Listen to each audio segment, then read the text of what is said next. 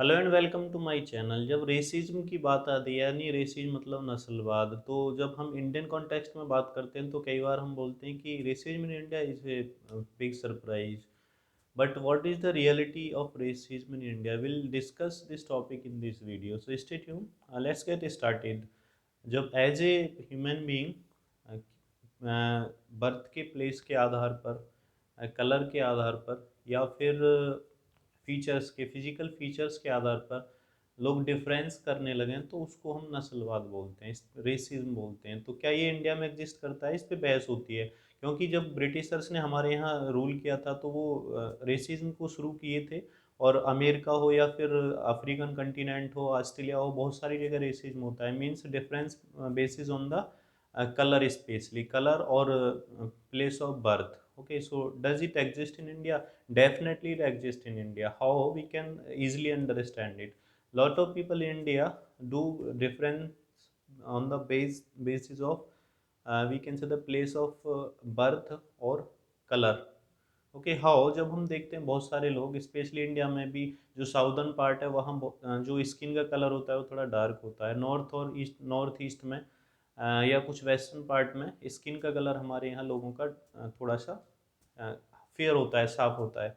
तो हम देखते हैं कि हमारे समाज में जो डिफरेंस होता है वो कलर के बेस पे भी काफ़ी ज़्यादा होता है। सब लोग नहीं करते हैं, बट ज़्यादातर लोग इस डिफरेंस को करते हैं। आप कहीं भी ऑब्जर्व कर सकते हैं अपनी सोसाइटी से लेकर और आसपास के अपने बड़े सिटीज़ में भी। कई बार हम बोलते हैं कि एजुकेटेड लोग नहीं करते हैं, तो ऐसा नहीं है। एजुकेटेड सोसाइटी में ही ज़्यादा डिफरेंस देखने को मिलते हैं, ठीक है।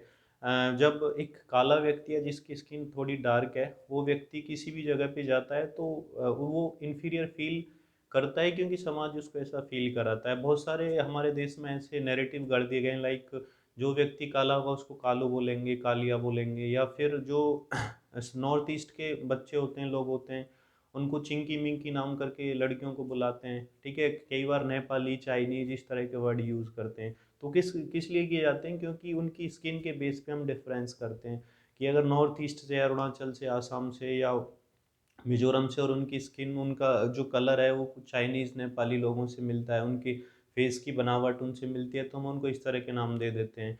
सिमिलर वे में जिनकी काली स्किन होती है उनको बहुत सारा जो भेदभाव होता है वो देखना पड़ता है। तो एक्चुअल में ये नस्लवाद है, it's a kind of racism, जिसको हम ओपनली एक्सेप्ट नहीं करते हैं और इस पे डिस्कशन और डिबेट भी नहीं होते हैं।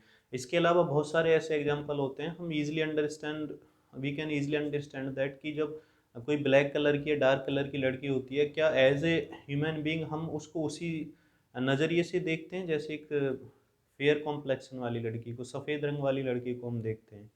तो आई थिंक ऐसा नहीं होता है। तो मोस्ट प्रोबेबली जो हमारे देश की कुछ एक परसेंट पॉपुलेशन है वो इसमें बिलीव करती है, और ये चीज़ जो सोचते हैं कि नहीं ऐसा तो गांव में होता है या पिछड़े हुए इलाकों में होता है, तो बिल्कुल नहीं है। पिछड़े हुए इलाकों में शायद कम होता है रेसिज्म। जो सिटीज़ होते हैं, मेट्रो सिटीज़ होते हैं, स्मार्ट सिटीज़ होते हैं, वहाँ लोगों की मेंटेलिटी ज़्यादा ऐसी होती है कि काले लोगों को इन्फीरियर समझते हैं, ठीक है। आप सिटीज़ में देख लीजिए, मेट्रोज़ में, ट्रेन में देख लीजिए, कोई व्यक्ति जो एक ऐसे पार्ट से आता है, इंडिया के ऐसे रीजन से आता है जो गरीब है और उनकी स्किन थोड़ी डार्क है, तो उनको वो कमतर समझते हैं उनकी स्किन के कलर पे बेस्ड पे। कई बार उनको बोलते हैं, जैसे बिहार के लोगों को, कई बार यूपी के लोगों को, या फिर उड़ीसा, बंगाल के जो गरीबी, जो गरीब स्टेट है वहाँ के जो एकदम गरीब रीजन है वहाँ से जो लोग आते हैं, उनको कई बार इसलिए ह्यूमिलेट किया जाता है क्योंकि उनकी स्किन का कलर डार्क होता है और वो देखने में इतने साफ शुद्ध और स्मार्ट नहीं दिखते हैं। तो रेसिज्म की जब बात आती है तो इंडिया में वो एग्जिस्ट करता है, इसमें कोई डाउट नहीं है।